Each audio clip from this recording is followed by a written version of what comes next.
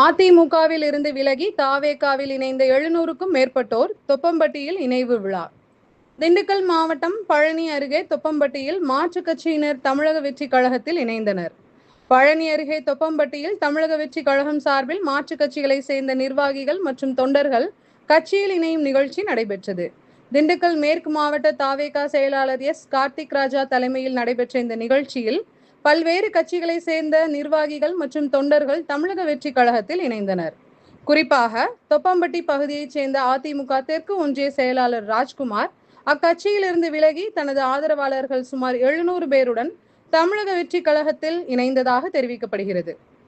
இதனால் தொப்பம்பட்டி பகுதியில் அரசியல் ரீதியாக பரபரப்பு ஏற்பட்டுள்ளது.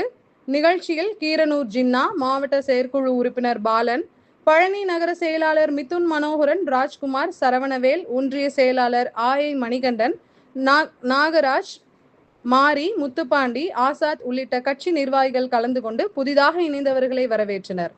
மேலும் மகளிர் அணி நிர்வாகிகள் உள்ளிட்ட ஏராளமான கட்சி நிர்வாகிகள் மற்றும் தொண்டர்கள் நிகழ்ச்சியில் பங்கேற்றனர். தமிழக வெற்றிக் கழகத்தில் புதிதாக இணைந்தவர்களுக்கு மாவட்ட செயலாளர் கார்த்திக் ராஜன் உள்ளிட்ட நிர்வாகிகள் வாழ்த்துக்களை தெரிவித்தனர்.